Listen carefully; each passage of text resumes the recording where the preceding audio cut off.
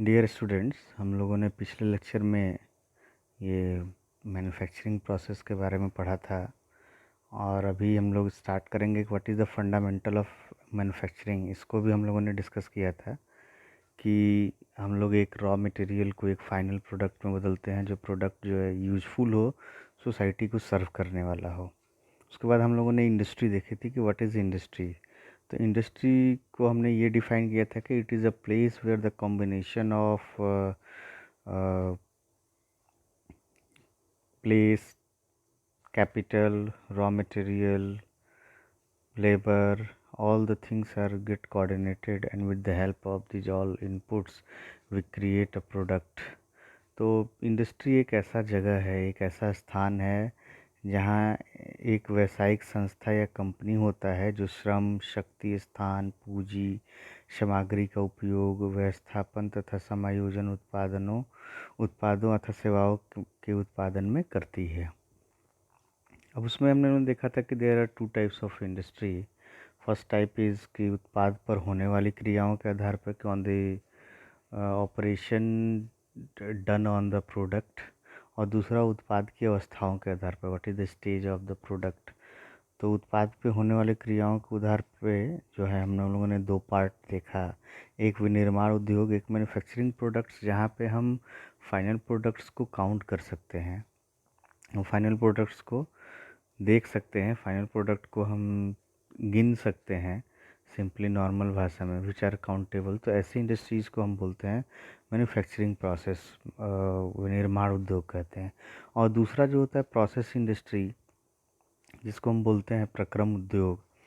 इस ऐसे इंडस्ट्रीज़ में हम प्रोडक्ट्स को काउंट नहीं कर सकते हैं, हम जो है इसको लगातार प्रोसेस करते रहते हैं। एक सपोज एक रॉ मटेरियल मेरा आया और उस रॉ मटेरियल से हम लगातार विभिन्न प्रोडक्ट्स को बना रहे हैं, तो ये होता है प्रोसेस इंडस्ट्री। तो प्रोसेस इंडस्ट्री का अगर केस स्टडी मैं करूं, तो पहला जो केस स्टडी है ऑन रिफाइनरीज, कि रिफाइनरी में क्या होता है कि क्रूड ऑयल आता है, क्रूड ऑयल को हम वेरियस प्रोडक्ट्स में कन्वर्ट करते हैं, तो दैट इज़ नॉट काउंटेबल। हम उसको ऑल्दो उसके कैपेसिटी को, what capacity we are going to convert the crude oil into the petroleum products, वो हम जानते हैं, लेकिन हम एक पर पीस में काउंट नहीं कर सकते हैं उसको। जैसे पेट्रोल का आप वॉल्यूम बता सकते हैं, डीजल का वॉल्यूम बता सकते हैं, एविएशन टर्बाइन फ्यूल की वॉल्यूम बता सकते हैं, केरोसिन ऑयल की वॉल्यूम बता सकते हैं, but you are not going to count in piece that this much quantity of 10 quantity of diesel or 12 quantity of diesel. दूसरा जो केस स्टडी हमने किया वो है डेयरी फार्म्स। डेयरी फार्म्स में भी रॉ मटेरियल दो है, दूध, कच्चा दूध आता है, उससे अलग अलग डेयरी प्रोडक्ट्स बन सकते हैं। अब नेक्स्ट जो टॉपिक है वो आता है कि what are the inputs of manufacturing. जो हम मैन्युफैक्चरिंग के निवेश क्या क्या हैं, किन फैक्टर्स का इस्तेमाल करके मैन्युफैक्चरिंग जो है वो एक रॉ मटेरियल को एक फाइनल प्रोडक्ट में बदलती है। तो उसमें सबसे पहला आता है मूल सामग्री, what is the raw material we are going to use for the conversion of, for the production of the product. क्योंकि प्रोडक्ट का फाइनल रूप जो है उस रॉ मटेरियल पे ही डिपेंड करेगा, तो सबसे इम्पॉर्टेंट है रॉ मटेरियल। फिर जो है मशीन एवं उपकरण, मशीन, टूल एंड इक्विपमेंट, उस रॉ मटेरियल के हिसाब से, जिस रॉ मटेरियल को हमें कन्वर्ट करना है आउटपुट में, प्रोडक्ट में, तो उसके हिसाब से कौन से मशीन टूल्स हैं उसकी रिक्वायरमेंट हमारे फैक्ट्री को होगी, उस मैन्युफैक्चरिंग प्रक्रम में होगी। फिर औजारों एवं स्थापक, as per the work piece, as per the machine tool, हमें उसमें टूल्स, औजार की आवश्यकता पड़ेगी, और फिक्सचर्स जो आपके वर्क पीस को होल्ड कर सकें, टूल को होल्ड कर सकें, उनकी ज़रूरत पड़ेगी। फिर एनर्जी, ऊर्जा, क्योंकि सारी चीज़ें जो चलनी हैं, आपकी मशीन्स, इक्विपमेंट जो चलने हैं, टूल्स चलने हैं, इस सब की जो प्रोसेस है वो ऊर्जा के बिना नहीं हो पाएंगी। फिर सबसे लास्ट है श्रम, लेबर, कि to carry out all the processes, to carry out, to start the machine, to start the power, to load the work raw material और to unload the raw material. Machine पे कार्यखंड को बांधना, कार्यखंड पे मशीनन हो जाने के बाद उसके उतारना, उसको रॉ मटेरियल को पहुँचना, तो ये इसके लिए हमें लेबर की ज़रूरत पड़ती है। हाँ, ये एक एक्सेप्शनल केस है कि अगर हम ऑटोमेशन की बात करें तो ह्यूमन इंटरवेंशन कम हो जाता है, लेकिन तब भी हमें लेबर की ज़रूरत पड़ती है, श्रम की ज़रूरत पड़ती है, ऑपरेटर की ज़रूरत पड़ती है। इसलिए इन पांचों फैक्टरों को एक साथ रहना इम्पॉर्टेंट है, अदरवाइज हम किसी भी एक फैक्टर के बिना हमारा जो प्रोसेस होगा वो अधूरा रह जाएगा। अगर मूल मटेरियल नहीं हो और बाकी सारी चीज़ें आपके पास हो तो भी हम प्रोडक्ट में नहीं बदल सकते हैं। अगर हमारे पास सारी चीज़ें हों और ऊर्जा नहीं है तो भी हम कोई चीज़ नहीं कर सकते हैं। तो ये पांचों इनपुट्स जो हैं वो बहुत ही इम्पॉर्टेंट हैं एक रॉ मटेरियल को फाइनल प्रोडक्ट में बदलने के लिए। दूसरा है मैन्युफैक्चरिंग फंक्शंस, विनिर्माण कार्य। तो फैक्ट्री ऑपरेशन में क्या होता है कि ये 4 प्रोसेसेस होते हैं। विनिर्माण प्रक्रम होता है, मैन्युफैक्चरिंग प्रोसेस होता है, फिर उनका असेंबली होता है, फिर उनको जब असेंबली हो जाने के बाद उनका हस्तांतरण होता है, मटेरियल हैंडलिंग होता है, फिर उनका निरीक्षण होता है, परीक्षण होता है, इंस्पेक्शन एंड टेस्टिंग होता है। कि टेस्टिंग, तो हमने मैन्युफैक्चरिंग प्रक्रम में कौन सा प्रोसेस सेलेक्ट किया, हमने कौन कौन से पार्ट्स को असेंबल किया, उसको हमने कहाँ फिर ले जाके ट्रांसपोर्ट किया, फिर उसकी टेस्टिंग और इंस्पेक्शन हुआ। तो ये सब जो हमारा मानक है उसी मानक को फिक्स करके हम करते हैं। तो इन सारी चारों प्रोसेसेस को करने के लिए हमारे जो इनपुट्स हो गए वो क्या हो गए, रॉ मटेरियल हो गए, इक्विपमेंट्स हो गए, टूल हो गए, फिक्सचर हो गए, एनर्जी हो गए और निवेश हो गए। These are the inputs. और इन इनपुट्स पे जो है हमारे जो फैक्ट्री के ऑपरेशंस होंगे, जो कारखाना का प्रक्रिया होगा, वो ये 4 प्रक्रिया होंगे।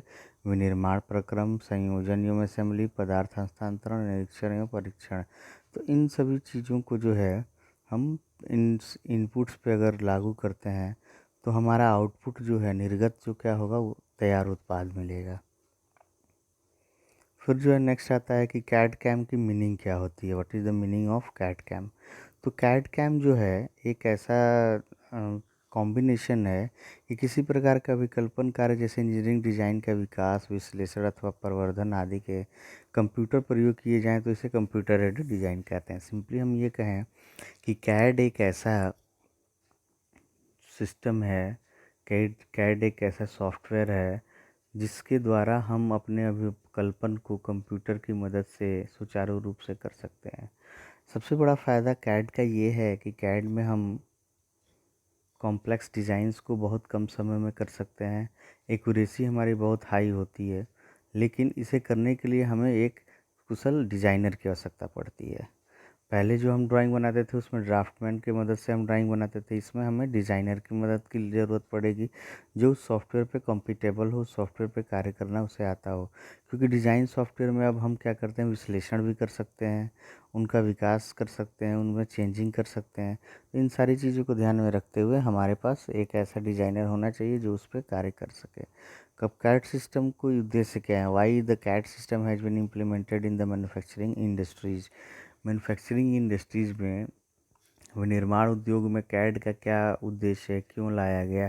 क्योंकि हमारा काम जब मिनी ड्राफ्टर से चल रहा था, ड्राइंग मिनी ड्राफ्टर से जब बन जा रहा था, तो हमने क्यों लाया कैड। तो कैड के लिए क्या है कि कैड सिस्टम के उद्देश्य क्या है कि डिज़ाइन की उत्पादकता में वृद्धि करना। मतलब जो हमारी प्रोडक्टिविटी है डिज़ाइन की, उसमें हमें वृद्धि करना हो, उसमें हमें कुछ चेंजेस करना हो, उसको अपडेट करना हो, तो हम कैड सिस्टम से आसानी से कर सकते हैं। इसलिए हमें कैड को इम्प्लीमेंट करने की ज़रूरत पड़ी। दूसरा, डिज़ाइन की गुणवत्ता में सुधार करना। जो भी हमारा डिज़ाइन है उसके क्वालिटी में इम्प्रूवमेंट करना। अगर हम मिनी ड्राफ्टर से अगर कोई ड्राइंग बना रहे हैं और वही ड्राइंग हम अगर कैड सॉफ्टवेयर पे बना रहे हैं तो दोनों के एक्यूरेसी में बहुत अंतर आती है। तो उनके क्वालिटी में सुधार करने के लिए हम कैड सिस्टम को लागू करते हैं। डिज़ाइन अभिलेखों की गुणवत्ता में सुधार। जो भी हमारा डिज़ाइंस की जो रिकॉर्ड कीपिंग होती थी, वो रिकॉर्ड कीपिंग मैनुअली जो है कागज़ पे जब डिज़ाइंस बनते थे तो उनको रखना बड़ा मुश्किल होता था। तो जो सॉफ्टवेयर्स हैं उनको फ़ाइल नेम करके, एक सॉफ्टवेयर कॉपी को फ़ाइल नेम करके हम उसको कंप्यूटर में फ़ाइल की तरह रख सकते हैं। उसे हैंडल करना आसान है, उसे हम कहीं ट्रांसपोर्ट भी कर सकते हैं, ईजिली हम किसी को भेज सकते हैं, वो वहाँ से देख सकता है। चौथी चीज़ है कि उत्पादन के लिए डेटाबेस तैयार करना। जो भी हमारा डेटाबेस होता था वो पहले मैनुअली हम कॉपी किताब पे लिख के रखा करते थे। अब क्या है कि जो डेटाबेस हमने कंप्यूटर पे तैयार कर दिया उसको तुरंत शेयर कर दिया अलग अलग डिपार्टमेंट पे, और उसी के अकॉर्डिंग सारा कार्य होने लगा। तो डिज़ाइन प्रक्रम क्या है कि डिज़ाइन प्रोसेस ऐसा है कि किसी भी उत्पाद के डिज़ाइन के कार्य निम्नलिखित 6 पदों में किया जाता है। पहला जो है आवश्यकताओं की पहचान, दूसरा समस्याओं की परिभाषा, तीसरा संकलन, चौथा विश्लेषण तथा इष्टतमकरण, पांचवा मूल्यांकन और छठवां प्रस्तुतिकरण। मतलब 6 स्टेप्स जो हैं हमारे होंगे, जो भी हम डिज़ाइन को बनाएंगे उसको प्रेजेंट करने के लिए। तो सबसे पहले हमारी जो इम्पोर्टेंट फैक्टर आती है वो है रिकॉग्निशन ऑफ नीड। आवश्यकताओं की पहचान कर लेंगे कि क्या हमें बनाना है, फिर समस्याओं की परिभाषा, फिर संकलन, फिर विश्लेषण, फिर उनका ऑप्टिमाइजेशन, फिर इवेल्युएशन और प्रेजेंटेशन। अब हम बात करते हैं, क्योंकि ये सारी प्रोसेसेस जो हैं हम एक डिज़ाइन बनाने के लिए कर दिया हमने। इसमें मूल्यांकन को हमने जोड़ दिया संकलन में, इसको हमने रिवाइज भी किया था, इसके पहले के लेक्चर में इसको हमने समझाया भी था। अब बात करते हैं कि what is computer integrated manufacturing. इसको भी हमने पहले कुछ समझाया हुआ है, फिर से आपको बता देता हूँ कि कंप्यूटर एकीकृत विनिर्माण में क्या होता है कि इसके अंतर्गत हम ग्राहक के आदेश प्राप्ति से लेकर उत्पाद के लोडिंग तथा उत्पाद के सभी भौतिक क्रियाकलाप तथा सूचना प्रक्रम क्रियाकलाप कंप्यूटर के द्वारा करते हैं। जो भी मैन्युफैक्चरिंग प्रोसेस में ऑर्डर लेने से लेके और फाइनल प्रोडक्ट को कस्टमर के पास पहुंचाने तक का जो कार्य होता है वो कंप्यूटर की मदद से होता है। तो उस कंप्यूटर की मदद के करने की वजह से हम इसे कंप्यूटर इंटीग्रेटेड मैन्युफैक्चरिंग कह देते हैं। आप इस डायग्राम को देख सकते हैं जो सूचना प्रोसेसिंग फंक्शन को बताता है कि कच्चा माल जब फैक्ट्री में आया तो फैक्ट्री की भौतिक गतिविधियाँ होंगी, उसमें देखिए उत्पादन डिज़ाइन हो जाएगा, उसका विनिर्माण विनियोजन हो जाएगा, विनिर्माण नियंत्रण होगा, फिर व्यापारिक गतिविधियाँ होंगी, फिर फैक्ट्री की भौतिक गतिविधियाँ होंगी। ये सारी गतिविधियाँ होने के बाद हमें तैयार उत्पाद मिलता है। अब हम बात करेंगे कि सिम तथा कैम में क्या अंतर है। तो कैम द्वारा केवल जो है उत्पादन प्रक्रम नियंत्रित किया जाता है, या इसके द्वारा उत्पादों की डिज़ाइन, सामग्री के प्रवाह, भंडारण आदि पर कंप्यूटर का कोई नियंत्रण नहीं रहता है। मतलब हम कैम के द्वारा उत्पादन प्रक्रम को हम नियंत्रित कर सकते हैं, मैन्युफैक्चरिंग प्रोसेस जो है उनको हम कंप्यूटर से नियंत्रण कर सकते हैं, और इसके द्वारा उत्पादों की डिज़ाइन सामग्री के बारे पर कंप्यूटर का कोई नियंत्रण नहीं रहता है। कैम के अंदर क्या है कि डिज़ाइन से रिलेटेड वर्क पे इसका कोई नियंत्रण नहीं रहता है, उसके लिए आपको फिर कैड को देखना पड़ता है।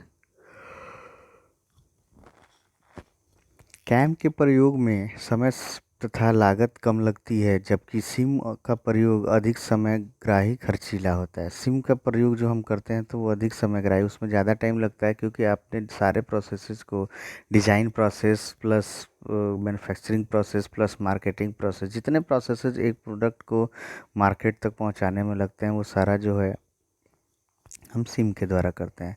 फिर सिम में प्रयुक्त कंप्यूटर उत्पाद के डिजाइन से लेकर पूर्णतः बने उत्पाद के भंडारण तक सभी कार्य अपने नियंत्रण में रहते हैं। तो सिम में जो हम कंप्यूटर का इस्तेमाल करते हैं कंप्यूटर इंटीग्रेटेड मैन्युफैक्चरिंग में, उत्पाद के डिजाइन से लेकर पूर्णतः बने उत्पाद के भंडारण तक सभी कार्य अपने नियंत्रण में। कंप्यूटर इंटीग्रेटेड मैन्युफैक्चरिंग के अंतर्गत हम ये सारे प्रोसेसेस को समाहित करते हैं, जो एक रॉ मटेरियल को बदलने को प्रोसेस करने से लेकर उसके भंडारण तक का हो। फिर कैम का प्रयोग करने वाले उद्योगों में अधिक विकास करके सिम प्रयोग करने वाला बनाया जा सकता है, क्योंकि सिम जो है वो सारी चीज़ों को एक प्लेटफॉर्म पे इंफॉर्मेशन देने की तैयारी करके रखता है, जबकि कैड और कैम ये दोनों अलग अलग हैं। कैड की जो व्यवस्था है वो डिज़ाइन प्रोसेस के लिए, और कैम की व्यवस्था है वो जो मैन्युफैक्चरिंग प्रोसेस के लिए। अब ये सारी चीज़ें जो हैं रिवीजन करने के बाद हमने आया कि तीव्र प्रतिकृति और तीव्र विनिर्माण क्या है, व्हाट इज़ रैपिड प्रोटोटाइपिंग और रैपिड मैन्युफैक्चरिंग। इन सब चीज़ों के बाद जब ऑटोमेशन आया तो जो है हमारी प्रतिरूप बनाने की विधि को भी हमने तीव्र करना चाहा, उसे रैपिड करना चाहा। तो तीव्र प्रकृति विनिर्माण जो होता है वो विधि के संदर्भ में यह कहा जाता है कि 70 के दशक के बाद प्रोटोटाइप बनाने के लिए डिज़ाइन प्रक्रिया में 3D प्रिंटर का प्रयोग किया जाता है। From 70s we are going to use the 3D printers to make our prototype models. तो यह प्रक्रिया 3D प्रिंटर के प्रयोग से कम समय में ही प्रतिकृति बना लेती है। कम समय में प्रतिकृति बना लेने का मतलब ये है कि हम जो है अपना जो डिज़ाइन है उसको कंप्यूटर पे हमने बनाया और कंप्यूटर से ही 3D प्रिंटर में प्रिंट दे दिया, तो वो हमें प्रतिरूप तुरंत प्राप्त हो जाता है। अब जैसे हमने 2D प्रिंटर में ये देखा है कि 2D प्रिंटर में आप इंक के थ्रू जो है जो भी आपने लिखावट की है वो सारे लिखावट डायग्राम्स जो भी हैं वो कंप्यूटर पे प्रिंट हो जाते हैं। लेकिन वही काम अगर 3D प्रिंटर को करना हो, कोई आपने 3D डिज़ाइन बनाई हो, तो उसमें भी जो है जो हमारा सोर्स होता है वो आइदर द पाउडर ऑफ रबड़, पाउडर ऑफ पॉलीमर्स, प्लास्टिक्स, उनके लेयर बाय लेयर डिपोजिशन करने के बाद जो है हमें एक प्रोटोटाइप मिल जाता है, एक प्रतिरूप मिल जाता है। तो यह प्रक्रिया विनिर्माण में प्रयोग होने लगा तो उसे तीव्र विनिर्माण कहते हैं। अगर हम रैप मैन्युफैक्चरिंग में जो है प्रोटोटाइप बनाने के लिए हमने यूज करना शुरू कर दिया तो उसे हमने कह दिया रैपिड मैन्युफैक्चरिंग। तो rapid prototyping and rapid manufacturing में यही अंतर है कि रैपिड प्रोटोटाइपिंग से हम जो क्या है कि हम अपने प्रोडक्ट का प्रतिरूप देख सकते हैं और उस प्रतिरूप को तुरंत हम विनिर्माण में इस्तेमाल कर सकते हैं। अब 3D प्रोटोटाइप के लिए हम 3D प्रिंटर का प्रयोग करते हैं और 3D प्रिंटर का जो प्रयोग है वो इन विभिन्न सेक्टर्स में इस्तेमाल किया जाने लगा है। मोटर वाहन, ऑटोमोटिव इंडस्ट्रीज़ में यूज होने लगा है। छोटे छोटे जो पार्ट्स हैं उनके प्रोटोटाइप बनाने के लिए विमानन, एविएशन इंडस्ट्रीज में भी यूज होने लगा है। कंस्ट्रक्शन में यूज होने लगा है। कंज्यूमर प्रोडक्ट्स में जैसे फुटवेयर बनाने हो, चश्मे बनाने हो, आभूषण बनाने हो, स्वास्थ्य की कुछ चीज़ें बनानी हो या आपके फूड आइटम्स के कुछ चीज़ें बनानी हो, तो उनके लिए जो है ये रैपिड प्रोटोटाइपिंग 3D प्रिंटर का इस्तेमाल तेज़ी से होने लगता है। अब उसी का एक प्रोसेस है फ्यूड डिपोजिशन मॉडलिंग। तो फ्यूड डिपोजिशन मॉडलिंग में क्या होता है कि जब भी हम अभिकल्पन करते हैं तो उसको हम लेयर बाय लेयर डिपोजिट करते हैं। जैसे आपने देखा कि अभिकल्पन 1 और अभिकल्पन 2 का प्रोटोटाइप डिज़ाइन को हमने भेज दिया है उसका डिपोजिशन करने के लिए, उसका प्रोटोटाइप बनाने के लिए। तो आप देख सकते हैं कि एक कंपोजिट फिलामेंट है, उस कंपोजिट फिलामेंट के पास से जो है आपका लिक्विफायर एक लिक्विड के फॉर्म में रॉ मटेरियल आता है, उसको लेयर बाय लेयर डिपॉजिट करके जो आपका विकल्पन है उस विकल्पन को उसी के अनुसार जो है उसी मॉडल के अनुसार जो है उसे बनाता है, विनिर्माण करता है। तो आप देख सकते हैं कि यह एक एडिटिव मैन्युफैक्चरिंग प्रक्रम है जो पदार्थ एक्सट्रूजन परिवार से संबंधित है। मतलब यह प्रोसेस जो है वो पदार्थ एक्सट्रूजन प्रोसेस है तथा यह जो है एक वस्तु चुनिंदा रूप से पिघली हुई पदार्थ को पूर्व निर्धारित पथ में परत दर परत जमा करके बनाई जाती है। इसके अंतर्गत क्या है कि जो भी हमारा प्रोसेस है, जो भी हमारी वस्तु है, उस वस्तु को क्या करते हैं कि पूर्व निर्धारित कर देते हैं और उसके पथ में परत दर परत जो है हम लोग क्या करके करते हैं, परत दर परत जमा करके बनाते हैं। तो FDM फ्यूज डिपोजिशन मॉडलिंग में सबसे इम्पोर्टेंट जो कंक्लूजन है वो ये है कि जो हम बनाते हैं इसमें अपने प्रोटोटाइप को, उसमें हम एक लिक्विड की लेयर बाय लेयर डिपोजिशन करके बनाते हैं। का जो भी 3D प्रिंटर सी टेक्नोलॉजी है उसमें हम लेयर बाय लेयर की ही बात करते हैं। इस प्रक्रम में थर्मोप्लास्टिक पॉलीमर है और यह एक फिलामेंट के रूप में आती है। जैसे आप देख सकते हैं कि इस डायग्राम में एक फिलामेंट के रूप में जो है प्लास्टिक पॉलीमर आ रही है और वो प्लास्टिक पॉलीमर जो है लिक्विफायर के थ्रू होते हुए जिस शेप का आपका मॉडल बना हुआ है प्रोडक्ट का, उसी शेप पे जाके लेयर बाय लेयर डिपॉजिट करती है। FDM सबसे व्यापक रूप में उपयोग किए जाने वाला 3D प्रिंटिंग तकनीक है। सबसे ज़्यादा इस्तेमाल किए जाने वाला जो तकनीक है वो फ्यूज डिपोजिशन मॉडलिंग है। तो FDM में प्रयोग में लाने वाले पदार्थ तथा कुछ महत्वपूर्ण तथ्य ऐसे दिखाए गए हैं कि उसमें मटेरियल्स हम कौन सा यूज करते हैं। तो मटेरियल्स जो होते हैं हमारे वो होते हैं थर्मोप्लास्टिक्स, PLA, ABG, PETG, ये सब प्लास्टिक के जो हैं कुछ प्रकार हैं। और डायमेंशनल एक्यूरेसी जो उसकी होती है वो है +-0.5%, लोअर लिमिट +-0.5% टू डेस्कटॉप +-0.15, फिर लोअर लिमिट 0.2 इंडस्ट्रियल। तो हमें जो है उनकी डायमेंशनल एक्यूरेसी सिखानी है। दूसरी जो टिपिकल बिल्ड साइज़ है, तो टिपिकल बिल्ड साइज़ क्या है कि कितने जो है हमारे कौन सा स्टैंडर्ड साइज़ है जिस स्टैंडर्ड साइज़ का हमारा प्रोटोटाइप तैयार हो सकता है। तो उसमें सबसे इम्पोर्टेंट है आपका 200 × 200 × 200 डेस्कटॉप। और डेस्कटॉप 1000 इंटू 1000 इंटू 1000 इंडस्ट्रियल। जो कॉमन लेयर हाइट होता है वो 50 टू 400 माइक्रोन होता है।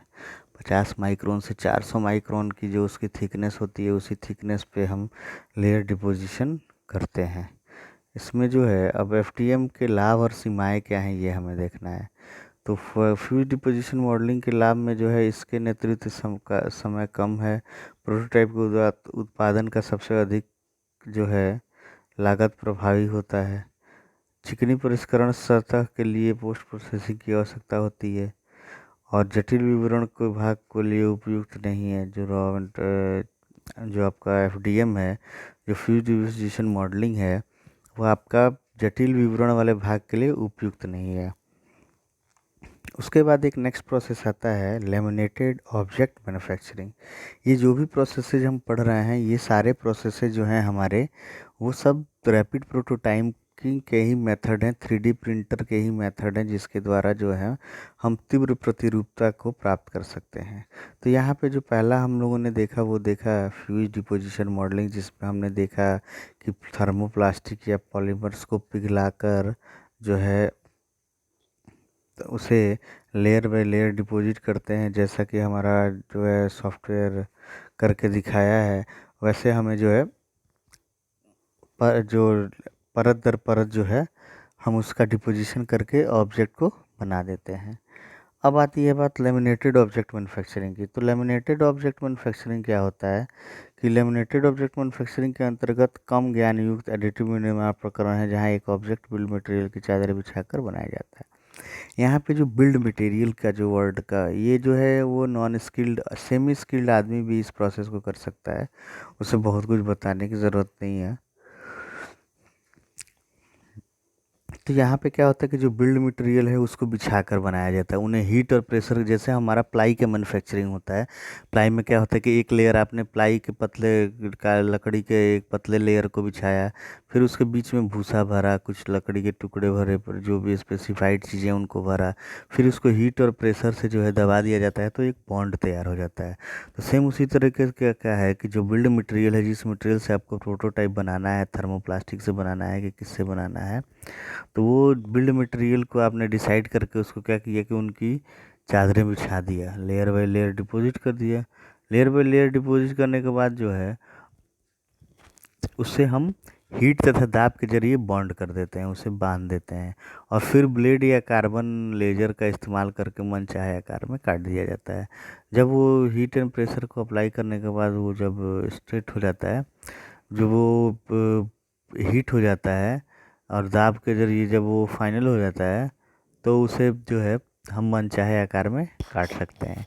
इस प्रक्रम में जो है आकार के पत्र के आकार के कागज की सीटे को टंगस्टन कार्बाइड ब्लेड का उपयोग करके आकार में काटा जाता है और फिर पानी आधारित चिपकने वाले चुनिंदा बूंदों द्वारा बाधित सख्ती किया जाता है। तो आप देख सकते हैं इस डायग्राम में जो मटेरियल सप्लाई है, मटेरियल शीट की सप्लाई हम दे रहे हैं, फिर जो हमारा मशीनिंग करंट लेयर बनता है, फिर जो है पार्ट लेआउट बनता है, पार्ट लेआउट बनने के बाद फिर इधर वेस्ट मटेरियल आ जाता है। तो हीटेड रोलर का काम है कि हीटेड रोलर जो है क्या करता है कि आपके वर्कपीस को हीट कर देता है। तो कई बार आप जब चुनिंदा बूंदों द्वारा बाधित कर दिया जाता है।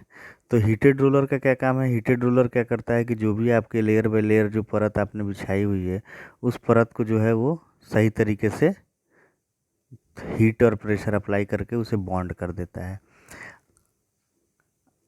अब जो है नेक्स्ट हम अगले लेक्चर्स में शुरू करेंगे रोबोट, कि रोबोट का इस्तेमाल कहाँ है, कैसे है, उसे हम जब मैन्युफैक्चरिंग इंडस्ट्री में लेके आते हैं तो रोबोट के क्या बेनिफिट्स हैं, कैसे वो हमारे मैन्युफैक्चरिंग प्रोसेस को जो है जो बेनिफिट पहुंचाता है, कैसे हम अपने मैन्युफैक्चरिंग का वो जो दर है, जो प्रोडक्शन रेट है, उसे हम इन्वेंस कर सकते हैं रोबोट के यूज़ से। तो ये सारी चीज़ें जो हैं हम अभी डिस्कस करेंगे अगले लेक्चर में। तब तक आपने ये सारी जो प्रोसेसेस हैं इनको ठीक से पढ़ लिया है, और हमने दो प्रोसेसेस बताए हैं आपको रैपिड प्रोटोटाइपिंग के। वन है जो फर्स्ट प्रोसेस जो हमने बताया वो है आपका फ्यूज डिपोजिशन मॉडलिंग, और दूसरा प्रोसेस जो हमने बताया वो है लेमिनेटेड ऑब्जेक्ट मैन्युफैक्चरिंग। तो FDM और OLM, LOM, FDM means fused position modelling और LOM मतलब लेमिनेटेड ऑब्जेक्ट मैन्युफैक्चरिंग। ये दो प्रोसेस जो हो गए आपके, ये हो गए रैपिड प्रोटोटाइपिंग के प्रोसेस की, जिससे हम जो है ऑब्जेक्ट का हम प्रोटोटाइप तैयार करते हैं। ठीक है, क्लियर है। तो नेक्स्ट लेक्चर में हम लोग रोबोट की बात करेंगे। Thank you.